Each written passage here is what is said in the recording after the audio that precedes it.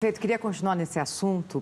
O senhor tem defendido a intervenção na Enel e também tem defendido que o contrato da concessionária não seja renovado. Aí a minha pergunta é a seguinte: o senhor tem convicção de que uma intervenção feita em nível federal na concessionária pode melhorar o serviço? E, na possibilidade de não renovação dessa concessão, o que o senhor enxerga? A situação de São Paulo, frente a outras concessionárias de energia do país, é pior? Simplificando, o que vem depois da Enel no seu desejo?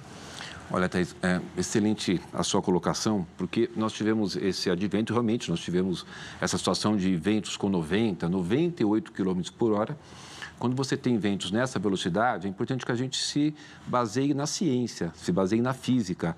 A escala de Belfort, que é uma escala que diz a velocidade do vento, o que ela pode ocasionar, diz que ventos a 90 km por hora, ela arranca a árvore sadia, né, do solo. Então, realmente teve essa questão do vento. O importante é que a empresa tenha condições de rapidamente fazer o atendimento. Como eu acabei de falar aqui para a Vera, a maioria das situações de falta de energia na cidade não teve correlação com queda de árvores. Uma parte teve, lógico, a árvore cai na rede, tem. Mas a empresa ela já teve problemas... A população de São Paulo. 2023, aquele caos, ficou por 7 dias as pessoas sem energia. 2024, a mesma coisa. 2025, a mesma coisa. E a gente vai percebendo que é uma empresa que perdeu a confiança de vocês, da imprensa, de nós, administradores, da população. Porque quando eles colocam dados que não são verdadeiros, por exemplo, eles falaram agora que tinha 1.600 equipes atuando na cidade. O que muita tranquilidade, eu digo que não condiz com a verdade, não condiz com a realidade. Faltava gente, a gente ficou com locais com árvores caídas muito tempo.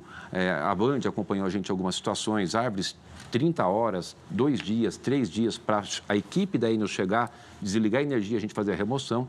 Então, é uma empresa que não atende. E aí tem uma questão importante. No ano passado, a Enel teve um lucro de 1 bilhão e 100 milhões. 1 bilhão e 100 milhões. Mas olha que interessante, Thaís. A Agência Nacional de Energia Elétrica, que é essa agência reguladora federal, ela estipulou para os últimos 12 meses que a Enel tivesse que fazer um investimento de 3,9 bilhões em pagamento de funcionário, equipamentos. Quanto que ela gastou? 3 bilhões. E quando a Agência Nacional de Energia ela coloca 3,9 bilhões, ela vai na sua conta de energia, na minha conta de energia, na conta de energia das pessoas que estamos assistindo e coloca o valor da tarifa, imaginando que aquele valor a empresa vai fazer de investimento, né, seja de CAPEX, seja de OPEX, para poder fazer o atendimento à população. Então, o que ela fez? De 3,9 bilhões previstos pela Agência Nacional de Energia Elétrica, nos últimos 12 meses, ela só aportou 3 bilhões. E aí, também o lucro foi para 1 bilhão e 100, né? Poderia ser 200 milhões. Mas, prefeito, foi para 1 bilhão e 100 de lucro no ano passado. Mas uma eventual intervenção, se chegar a essa conclusão agora nessa reunião com o ministro das Minas e Energia, teria que tipo de efeito prático para o morador de São Paulo? Excelente. Goiás. A Enel estava em Goiás. A Enel entrou lá em Goiás, houve toda uma revolta da população de Goiás, o governador ainda era o Caiado, fez uma cobrança muito enfática, como o governador Tarcísio e eu agora estamos fazendo, porque é nossa responsabilidade. Nós somos eleitos pela população para poder defender o interesse da população. Então, seria uma omissão nossa gravíssima se nós não fizéssemos as ações de defesa do interesse da população. O que o governo de Goiás fez por conta da pressão? A Enel saiu de lá. Teve que vender a sua parte. Lá hoje tem uma empresa que eu não sei qual é, não tenho escutado reclamações. Fui visitar o governador Caiado dias atrás no hospital que ele estava aqui internado. Inclusive perguntei, ele falou, olha, melhorou bastante. Ainda tem muita coisa para fazer, mas melhorou bastante, não é aquele caos que a gente tinha. Então seria fazer uma nova concessão?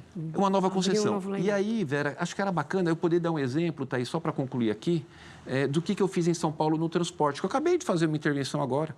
Nós tivemos uma situação de uma investigação do Ministério Público em 2 empresas de ônibus. Uma, por determinação judicial, fazer a intervenção, a outra foi por opção minha de fazer a intervenção. E está resolvido. O que é intervenção? Você chega lá, pega a diretoria sai e entra o interventor. E o interventor, o que ele vai fazer? Vai pegar o recurso, né, pega esse lucro, por exemplo, em vez de transformar em lucro, vai investir em contratação de funcionário, vai investir em equipamento, vai investir em atendimento à população. Então, a intervenção não é um bicho de 7 cabeças. Tem transtorno? Tem transtorno. Mas a gente tem um caso concreto aqui. 2 empresas de ônibus que transportavam aí quase 800 mil pessoas e tinha em torno de uma 1.500, uma 1.200 e outra 200 e pouco, quase 1.400, esse dia eu tenho falado tanto, quase 1.400 ônibus. Não teve nenhuma paralisação, nenhum transtorno, né? Decretei aqui a intervenção da Transwolf, a UpBus já passou para outra empresa e a coisa vai funcionar. Perfeito.